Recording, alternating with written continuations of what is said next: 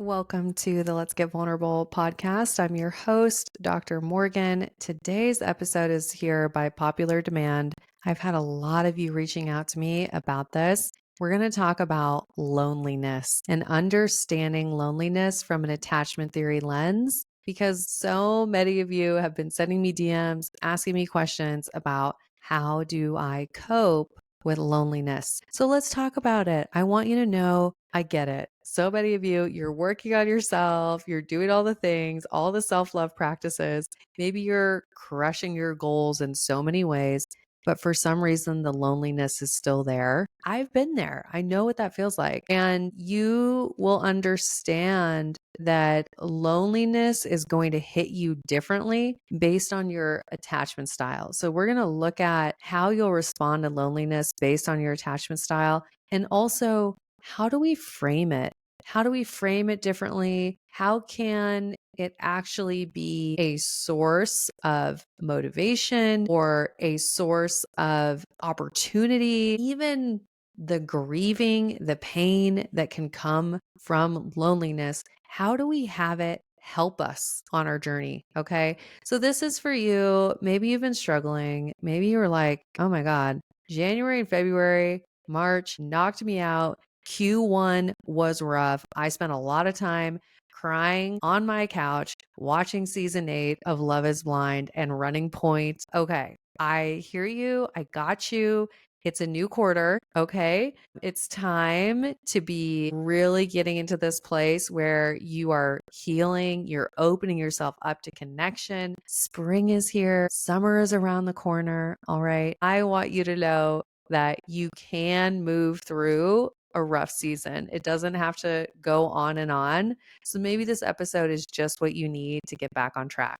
Okay. So let's talk about this. What are the hidden roots of loneliness based on your attachment style? And once again, if you don't know your attachment style, go take my free quiz. It's in the show notes. It literally takes 5 minutes. You can probably do it while you're listening to this episode if you're a multitasker like me, but go find out what your attachment style is. Very important to know. But from an anxious attachment lens, loneliness, that feeling of loneliness can actually set off panic alarms, because with anxious attachment, we are so wired to be afraid of abandonment, to be afraid of loneliness, right?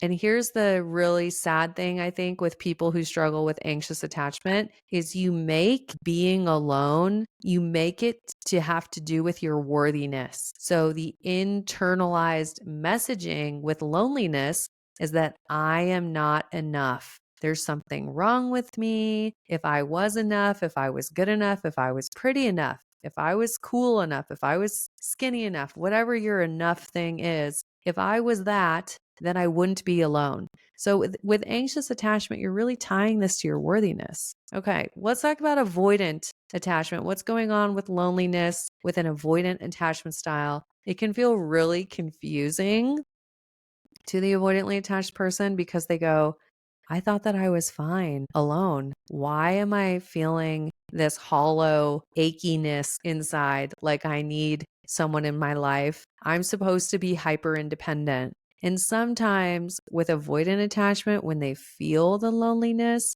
it actually just causes them to fill up their life with more distractions. So this is that person. It's always traveling. They've always got maybe they got multiple workouts in the day. They're always picking up a new hobby. Y'all know who I'm talking about. Okay. So with avoidant attachment, it's just you feel the loneliness and then you go, shit, I should go do something. I should distract myself. I should work harder and work. I should plan a vacation with my girlfriends, right? That's going to be the coping skill there. And once again, it's that desire not to feel the loneliness. So they're not going to really make it about them. They're just going to make it about, that doesn't feel good. Let me go numb, distract, and fill up my life with something else. Now, disorganized attachment, these lucky people who experience both, and I say that sarcastically because I know it's a very painful attachment style, but they fill up their life with having both anxious and avoidant attachment strategies. The loneliness can feel like a cycle, right? Where I want connection, but I also don't trust connection. If you ever listen to some of my old episodes, it's so funny. I was doing this the other day. I was looking at some of the things I used to say. I would talk about avoidant attachment in women is having like that bad bitch energy of like, I don't need anyone, catch flights, not feelings, right? For men, I don't know, is it like the guy that drives the motorcycle? That's what comes to mind. Like lots of tattoos, drives the motorcycle, always hanging out with the bros, posting their trips with the guys on their Instagram. That's all we see. You go through that cycle of bad bitch energy to then, oh my gosh, I really want someone in my life, like crying at home, saying, when is it ever going to be my turn? Why am I a bridesmaid again? Why am I here at the farmer's market watching all these cute couples walk around? Aren't they so freaking cute picking out their organic vegetables together, these motherfuckers? Like you're having all these thoughts, right? Okay. And you go through this cycle of, I don't need anyone, to then, why am I still alone? And it's exhausting. Ask me how I know. It's exhausting, right? And I think disorganized attachment with loneliness, once again, you're going to have different reactions based on whether you're using your avoidance strategies or your anxious strategies. Secure attachment. What happens with loneliness when we're securely attached? Because guess what? Loneliness is part of life. In case you didn't know, PSA, you can't ever just heal yourself enough so that you don't ever feel lonely. Loneliness is normal. It's information. Okay. When we're securely attached, yes, we could feel lonely, but we have the tools to navigate it and we don't make it mean anything about ourselves, about our worthiness, about what we deserve in life, about, oh, I'm never going to find someone, right? When we're securely attached, we can go, huh, I'm feeling kind of lonely. That hurts. That doesn't feel good, right? I'm showing up as my ideal parent. I'm validating how I feel. And then I'm going to say, I wonder what I need in order to move through this. What do I need? Do I need to cry this out? Do I need to really feel the feelings? Do I need to make sure that I reach out to that friend that I haven't spoken to? You know, I often think, this is just kind of personal insert here. A lot of us go through life thinking that our friends are too busy or they don't want to connect with us. But guess what? Your friends are also lonely. I feel like I have to say that your friends would love to connect with you. So maybe if all you take away from this episode is that you go text that person that you've been meaning to text who's been on your mind, you've been thinking of them, but you just haven't texted them, go do it. Okay. People want connection. So when we're securely attached, we can realize this is data. I'm not going to feel this way forever. I'm feeling it now. It's okay to feel it. I can feel whatever I need to feel. And then I'm going to ask myself, what do I need in order to move through it? Okay. Very different responses than the other attachment styles. So here we go. This is a question that came straight from you all, and it's so good. And we're moving on to this part of the podcast where we're talking about this common experience where someone says, okay, I've done all the work. I have the self-love. I feel very securely attached. I've got amazing friends. I've got an incredible career. Even my relationships with my family, they're great. I have a dog, maybe have a cat if you're a cat person.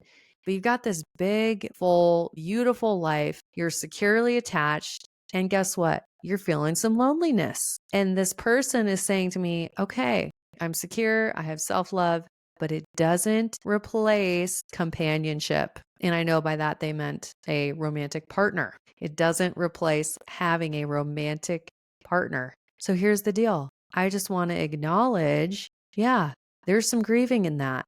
That's painful. You want a romantic partner. You want that person to do things with. You want that person to build a life with.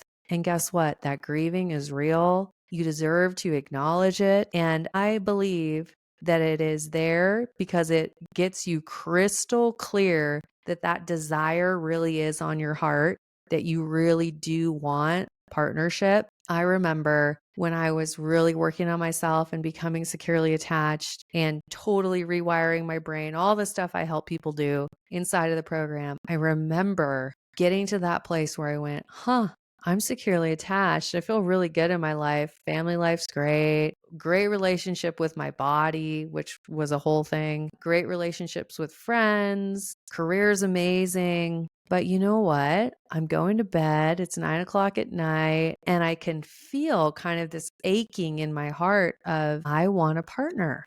I want that person to be in bed next to me. I want that person where we're both reading our books together in bed and then we can chat about what we're reading because I'm a nerd. So I want to read with somebody.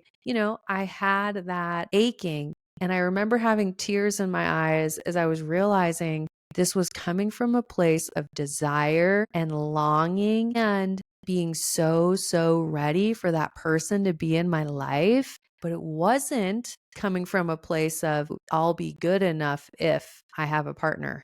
I'll be worthy of love if I have a partner. It was no longer coming from the desperation that is connected to an insecure attachment style. It was coming from this secure, emotionally available place where I was so ready to share my love with someone. And that's a beautiful thing. So if you're in that place where you've really worked on yourself, you've become securely attached, and you're realizing, wow, I really do want a partner, I just want to congratulate you. That's beautiful. Yes, it's painful. Yes, there can be some grieving, but how can you also say, wow, this is telling me I'm so ready? Okay. So it's an important thing to acknowledge the grieving, but to also acknowledge the gift that comes with the clarity of, wow, this is something I really want. Okay. And if you're in that place where you go, okay, I really want it, I'm really lonely, I know that I am meant to have someone in my life, I'm meant to build a relationship with someone, then I want to encourage you, now is the time. Go apply to the Empowered, Secure, Loved Relationship Program. We will help you rewire your brain so that you can make attracting your person easy. Okay. It gets to be easy. It gets to get to this place where you go, yeah, I can relax. I don't actually have to feel so lonely anymore because I know it's on its way to me. When we're securely attached and we're emotionally available and we've opened ourselves up to love, we know it's not a matter of if, it's just a matter of when. We know that person's on their way to us. So that actually helps us release some of the loneliness. And instead, you can get to this place where you cherish the empty space in your life. You're cherishing your singleness, which is what I want to talk about next. So, how do we cultivate real and emotionally safe connections, even in periods of being single? Here's a really important thing: build friendships from a securely attached place. I can't say this enough. I have had friendships in my past where I was the giver, I was the doormat, I was over giving in friendships that were completely non reciprocal. I won't go into too much detail, but I think you guys know what I mean. Like the type of friend where you know that you would drop everything to be there for them. Meanwhile, you know that you're not asking them to show up for you because you know that they wouldn't do it. You don't want to be disappointed. So you're not even expressing your needs and you're just kind of at their beck and call and trying to make the friendship work. I'm describing what my friendships used to be like. Okay. So use the time and space of not being in a romantic relationship. Use that time to cultivate securely attached friendships. Those are really important. Friendships where you are your full self. You're not self-abandoning. You're not hiding your needs. You are your full self, and people who add value to your life, people where there's no judgment, there's no competition. I'm so sick of friendships where you feel like there's a competition. I'm really fortunate. I don't really have any of those people in my life. I know I did in the past, but like I've seen it. I see it in friendship circles that I'm not super close with, but I just I'm on the fringe. And I see the way that people are always comparing themselves or trying to one up other people. It's like, no. We all have our own path. Let's celebrate each other. When there's comparison, when there's competition, when there's judgment, all it says to me is we have people who are not secure. in themselves. They don't have self-confidence, okay? They don't have high self-worth. So then they use their friendships as ways of projecting their insecurities, and it just gets really, really exhausting. So all that to say, go build securely attached friendships. For some of you, that means getting new friends. Fun. Okay. Find hobbies that you enjoy. Talk to that girl at yoga class. Get on the Bumble friend app and invite somebody out to coffee. Go to a meetup group. Join our Empowered Secure Loved program. Meet people in there who are doing the work. There's so many ways to attract people into your life who meet you where you're at. Okay. So go make new friends. Some of you, this looks like you got to have some tough conversations with your current friends. You need to actually redefine the relationship so that you can grow together. And that's really scary because we don't want to be abandoned. But you know what's worse than having a relationship end is staying in something that's draining your energy, or staying in something that is going to slowly, eventually die because you're going to have resentment and you're going to slowly pull away, right? No, be brave, have the tough conversations, express your needs, share how you need the friendship to change. Okay. We express our needs, our boundaries, our wants, our desires when we care about a relationship. So many of us have been taught the opposite. We've been taught that if you want to maintain the relationship, if you care about the person, you're going to shrink and stay small and you're not going to express yourself. But I'm telling you, it's the opposite. You get to show up and be honest about what you want and what you need. And that is a sign that you care about the relationship. Okay. So keep showing up for your friendships. And this includes the friendship with yourself. I know I sound a little corny there, but do you know what you like to do for fun? Do you know what you like to do, not because it's productive or because you get to, feel accomplished, but something that you do just for fun, just because it's fun, because you enjoy it? Do you have any of those things? If not, you should. And this is a perfect time in your singleness to really cultivate those things. Okay. So I want to leave you with this. I want to talk to you about, how do you stay patient? You've acknowledged the loneliness. We've talked about how loneliness is manageable when we're securely attached. But how do we stay patient when we're waiting for this person to come into our lives? We really want to build that long-term relationship. Here's what you do. You have to normalize that there's time where you don't have this person in your life. You can call it your gap season if you want. I call it where this time where the relationship space in your life is empty, the romantic relationship space. And you want to think about it as that being sacred space, and that it is staying empty for the right person. And that you are so, so grateful that you're not in a relationship that's blocking your right person.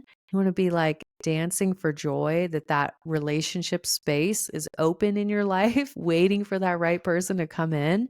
Okay. And I want to give you some journal prompts because I love you and I really want you to have some resources. Okay. So I'm going to give you these journal prompts. These are things to help you with staying patient. So I want you to start thinking about, what does your ideal relationship feel like? So I want you to ask yourself, how do I feel in my ideal romantic relationship? Do I feel cherished? Do I feel deeply loved? Do I feel seen, valued? Do we feel like we have gentle ways of challenging one another to grow together? Do I feel gently challenged? Do I get to feel like I have adventure with this person? I don't know what your ideal romantic relationship is. Only you know. So go journal, ask yourself, what are some of the core emotions that you feel in this relationship? And then I want you to think about, how do I make sure that I can start feeling some of those things now? What does it look like for me to show up for me and create some of those emotions in my life now, so that I'm not just waiting for a relationship to feel how I want to feel? How can we create some of that now in your life? Okay. And then here's a beautiful journal prompt for you. What does this season of solitude make possible? AKA, what is possible for me? What is this season of having that empty relationship space in my life? What is that allowing me to do? What do I get to do, right? Maybe it's I get to spend so much time with my friends and family. I get to, at the drop of the hat, go to that music festival with my friends. I get to really spend time with myself and cultivate my hobbies and my interests and the routines that are important to me. I get to really date myself. I just want you to think about, what does this season of solitude make possible? What are the gifts? What are the gifts of this time in your life? Okay. So I hope this episode was helpful to you. I hope this helped you reframe loneliness and understand it. I'm sending you a big hug. I wish I could just hug each and every one of you. I want to remind you this, that no matter where you're at in your healing journey, your relationship journey, you are not behind. There's actually no set timeline. You're not behind. You are building a life where love gets to feel good, where you get to be securely attached, and where when the love that is meant for you, when it arrives into your life, that you have this beautiful foundation to welcome it in. Okay. So I just want to thank everyone who submitted questions about this. You are so important to me. Thank you to this community. I couldn't do this show without you all. I adore each and every one of you. And I really, really hope that you share this with someone who needs it. I think there's a lot of people that need it. So if you have someone that's maybe they're feeling kind of lonely, they're feeling a little discouraged, send this to them. Let them know that they are understood, they're appreciated, they don't have to do it alone. And maybe that's also someone that you need to go spend some quality time with. So make sure you share this episode. And of course, if you liked it, take a screenshot, share it to your Instagram story, and tag me on Instagram at Dr. Morgan Coaching. I love to hear from you. You all are why I do the show. So please let me know if you enjoyed this episode. And of course, as always, I'm wishing you high self-worth and great relationships. I'll talk to you soon.